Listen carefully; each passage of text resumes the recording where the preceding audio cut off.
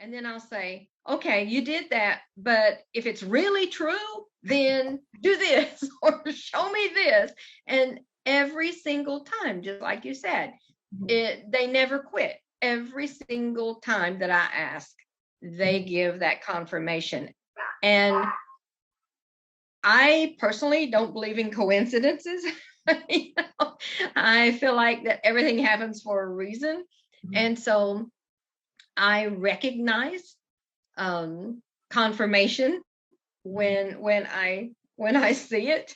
I've even way back when I started, back in the late 80s, early 90s, when I started this, then I actually had read in the scriptures where there was a fleece that was put out, and so I took a piece of cloth and put it outside, and I knew the dew was going to fall that night. And so I put it outside, and I said, okay, if this is what I'm supposed to do, then you let that cloth be dry. And the cloth was dry. And there was wet dew all over the place. Wow. So yes, they are there to confirm, to help us in every aspect of our life. Mm-hmm. And when we get used to that, and most of people already are very familiar with their guides, and especially the ones that they're born with. When a baby is born and it's looking off, just babbling and babbling, they're seeing their guides that have come in with them to help them, to walk with them through life and to protect them.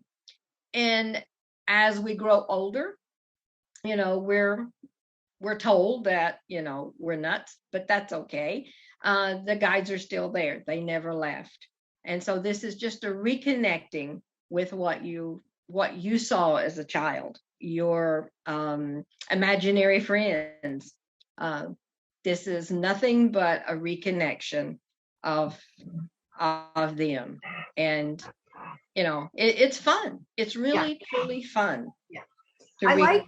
I like to think about it as communication. It's a form of communication, and yes.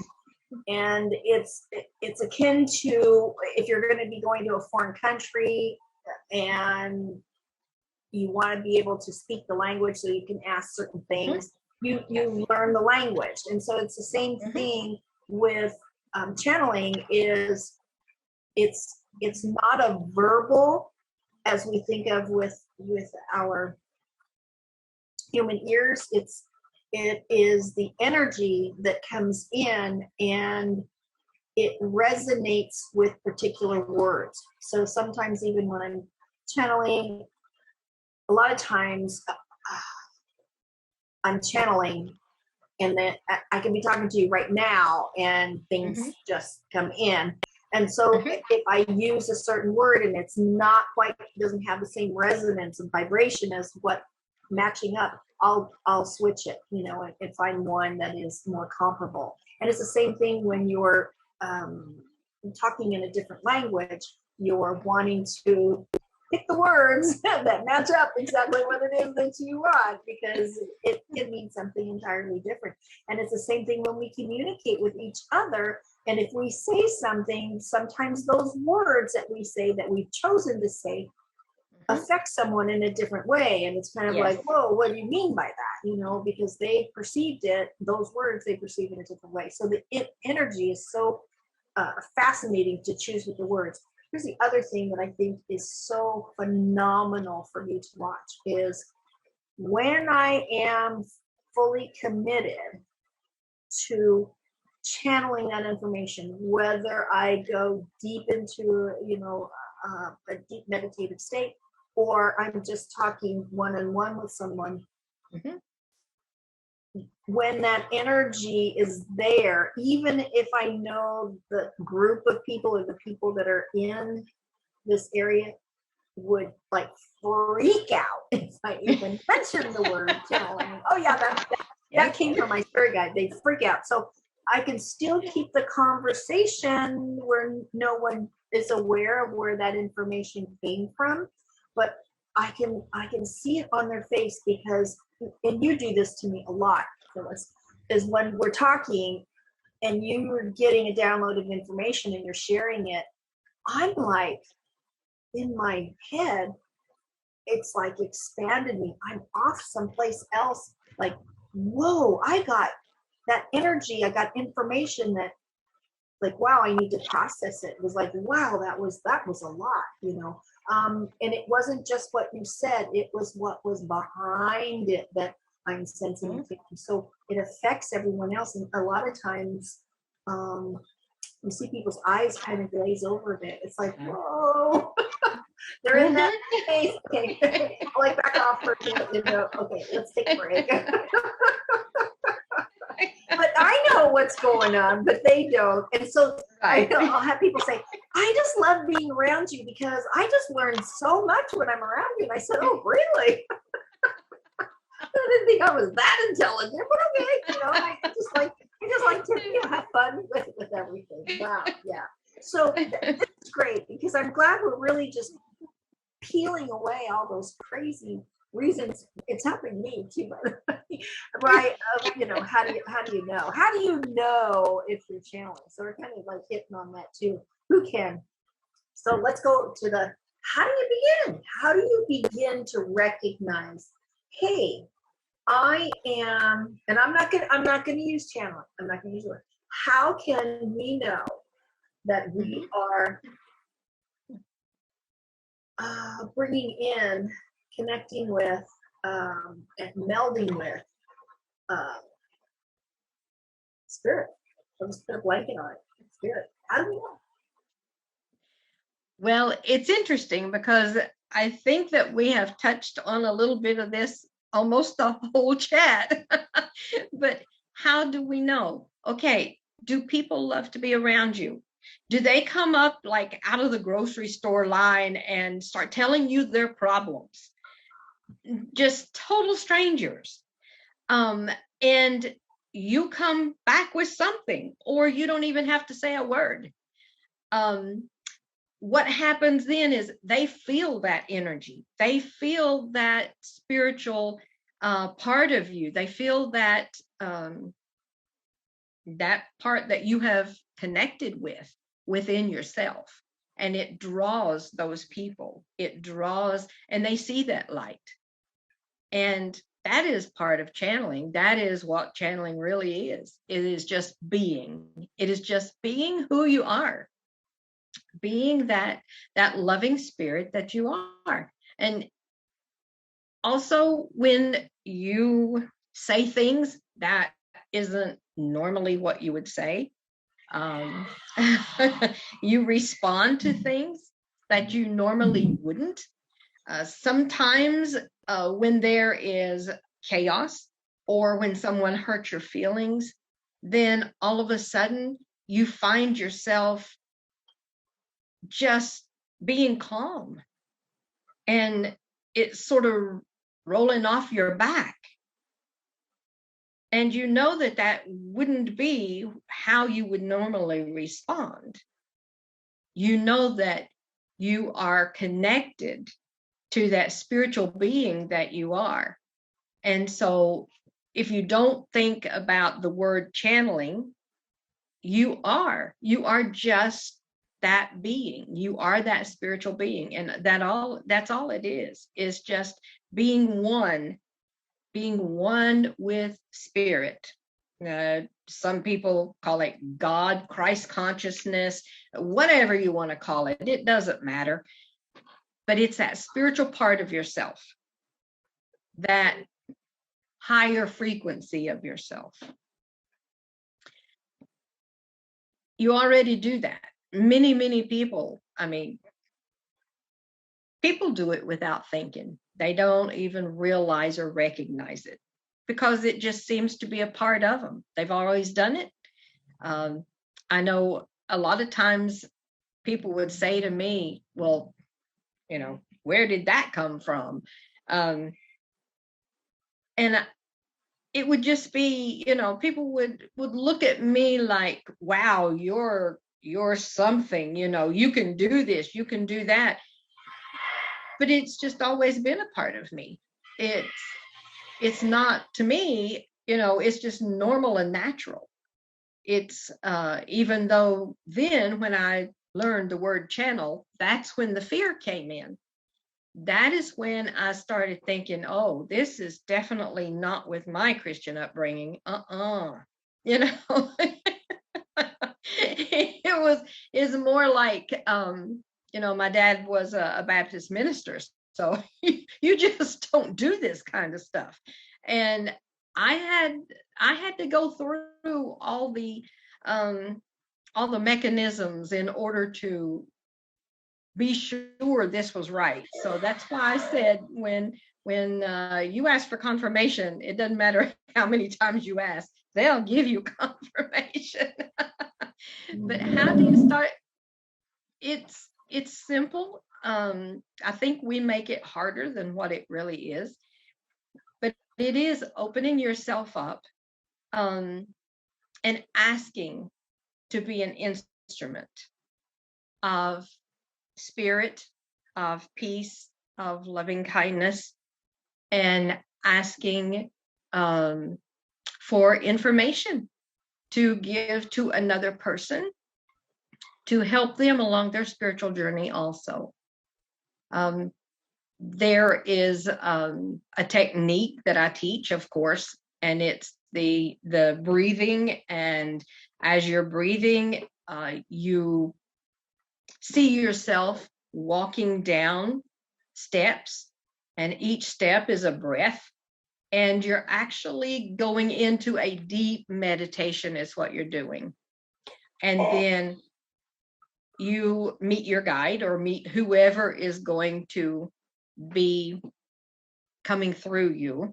And bear in mind, they do not have names. They are energy, but they give us names so that we can identify them. Okay. Frequency does not have a name. And then as you meet them, they will just start speaking through you. They'll just give you, and I'm glad you brought up that you don't hear with your ears. I don't either. I just know. It just comes. It bypasses your thought processes, and it just starts flowing out and verbal communication. You don't think about anything. I take that back. You may be thinking about, what you're going to have for dinner or something like that, but still speaking those words that the higher frequency, the higher energies that are wanting to convey a message to another is speaking through you. Does that answer that question? It does. And it brings up that piece of me where I thought that I wasn't channeling, because what to me was so natural. And I remember telling you this, well, that it's so natural for me. I've always done that. That's not channeling. Yes, it is. Yes, it is. So, I just had this preconceived idea, like I said, of what it was supposed to be. So that kind of brings me to a point of, how do you know when somebody's channeling? Now, I've recognized this myself, and we kind of chatted about this a little bit, in fact, in the past few days, but because we're seeing more and more of people online that are channeling, political stuff, they're channeling, the fate of the earth and blah, blah, blah. And it's like, I know when someone's channeling, because I can feel the energy shift. Now that's me, because now I'm more aware of the energy and what it feels like. But there's some telltale signs, like when you're speaking, there is no ums, there is no ahs. It is just this flow of language that comes out. And I've noticed, even for myself, sometimes vocals change, sometimes vocals don't change. Sometimes they'll start out like that, and then they'll just, go off. So it's fascinating just how there's an ebb and a flow with it. But I also know because I have to meet their energy, at some place in the middle, like that sweet spot, where they lower their vibration so that I cannot raise my vibration and we can have a good connection. Like a cell phone, got to be close to that tower as you possibly can, and have great reception.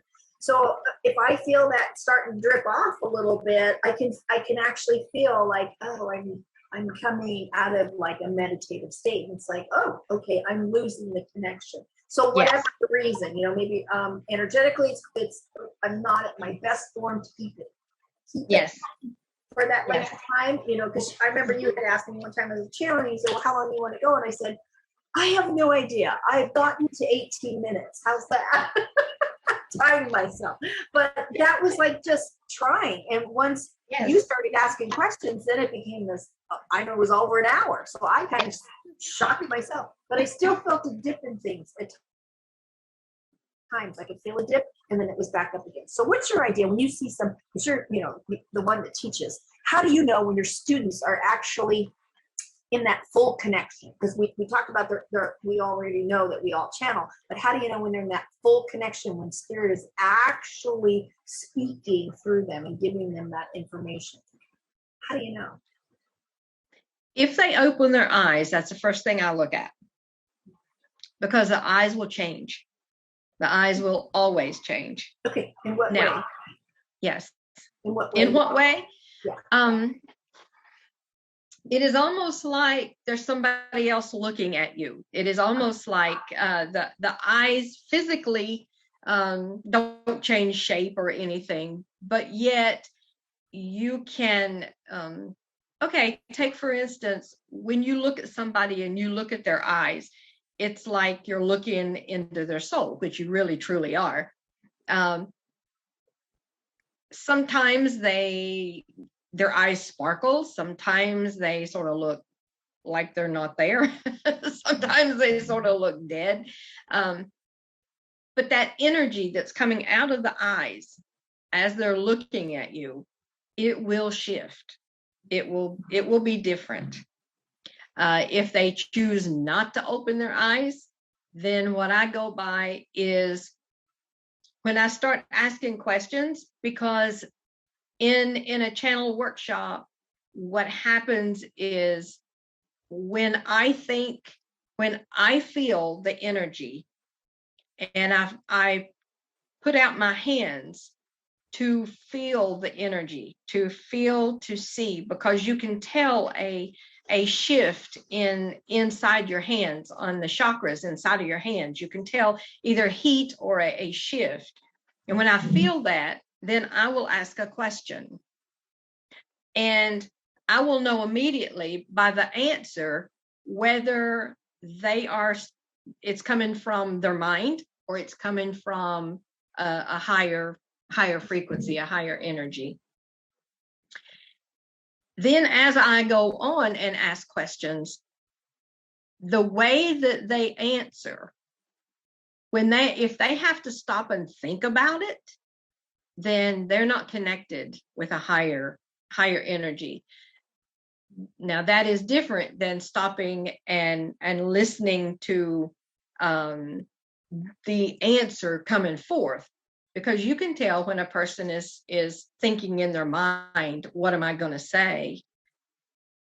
Or they're just pausing to find the words, because spirit has to find the words in your mind in order to use your words so that you can communicate with others. And sometimes there are no words in our vocabulary that they want to convey. And so they will explain what they want instead of using one word.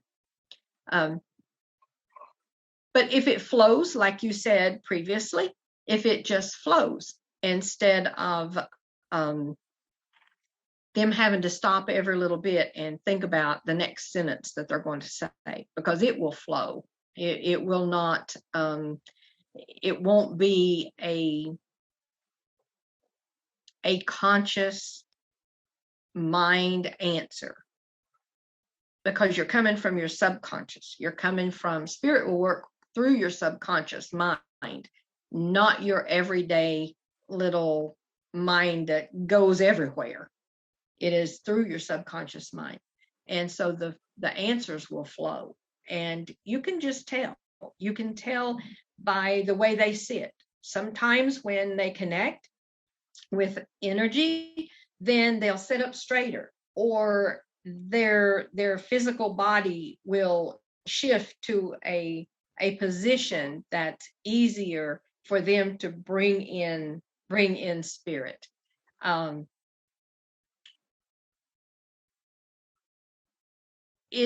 You come to the point where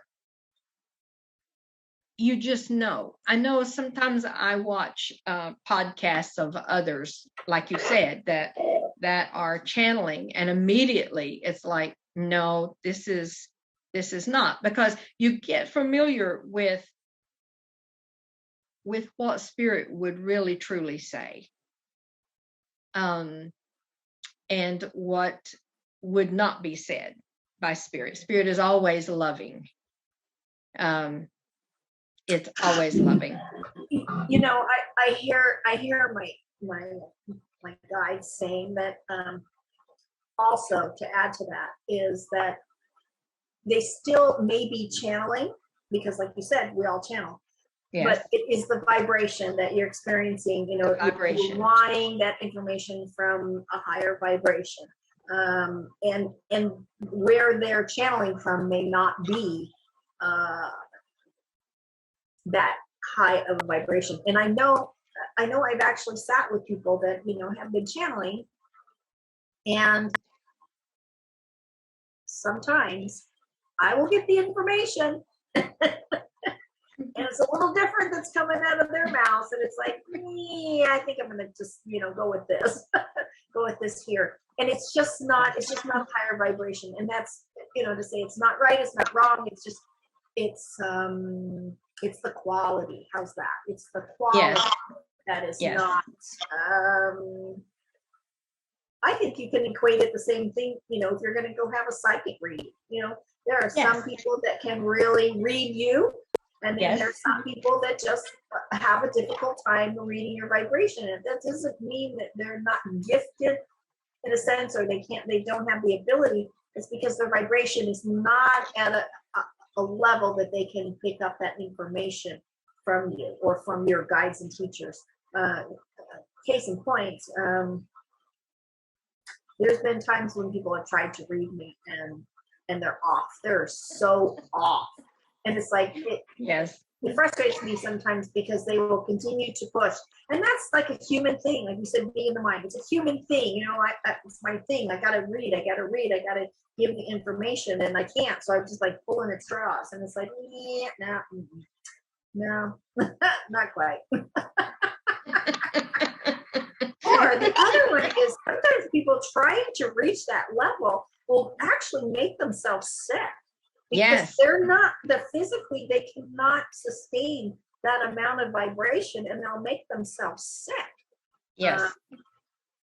Or so exhausted, you know. And sometimes I have to watch myself too, because if I'm in that energy for too long length of time, like the next day, I'm just like wiped out. You know, I think I was going to take a breather today, because I need to recharge my own batteries, because I kept that high vibration for so long. And it's the same thing with people working. You know, they're on a project and they're devoting their whole entire time to that project, and they get home and they're just like exhausted. They can't just. Yes. I've noticed on some people, you know, depending upon what kind of work they do, if there are a lot of, you know, left brain activity, and then they're exhausted, they get home, you look at their left eye, and it is definitely smaller in circumference than the right eye. Like, what happened? Did somebody punch you or something? It's because they just so left brain. They're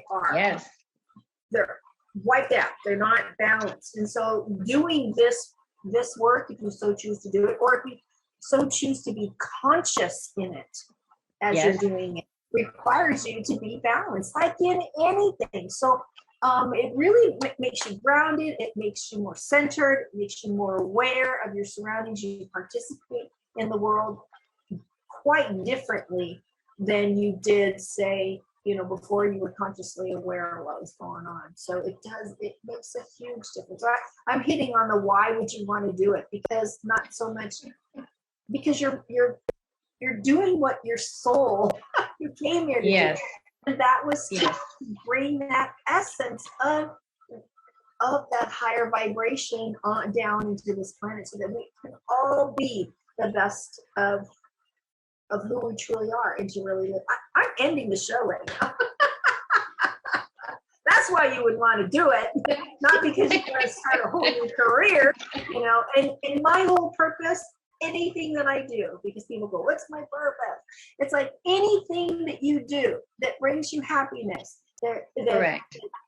brings out that best in you. That is your soul purpose. I don't care what it is. You could be like you're talking about a baker or a chef. You can be a baker or chef, but yes, as you're doing that, it brings out, I love doing it. I enjoy it so much. But you go home and do the same thing. And I love to cook for my family, or I love to cook for my neighbors. Anytime you bring that out is you're doing your soul purpose, no matter what it is. So for me, my whole purpose, because I've done many things in my lifetime. I was a legal secretary. I was, a medical massage therapist for over 2 decades. I was a speaker, a trainer, a coach. Whatever I do, it is my intent, my absolute intent to leave everyone feeling better than when I first encountered. And if that I feel that, they feel that, I'm living my purpose, and I'm loving it no matter what I do, no matter what. So anything you want to add? Also, when you are excited and joyful and living your purpose, it affects the other person. It rubs off. And then they tend to, of course, it raises their frequency also, but they tend to catch that joy. It definitely rubs off, and they look at you like, wow, you're so happy. You're so happy doing this. You must be doing what you came to do. Yes, you are, yes. Yeah, absolutely. That's a great way to end today's chat about channeling. I think we really kind of set a firecracker underneath it and kind of exploded it out, so it wasn't so scary, and that it is a part of you, and how you can use it and start using it, and be comfortable in it and not be afraid. I think we covered a lot of topics, and I'm very settled with it. How about you? So am I. Yeah. Good. Yeah. I agree. Yes. Great. So we'll end it there, and then thank everybody for listening. I hope we all got something out of it, and I look forward to our next chat, our next subject. I look forward to it. Yeah, me too. All right, fellas, have a great day. Have a great day. You too.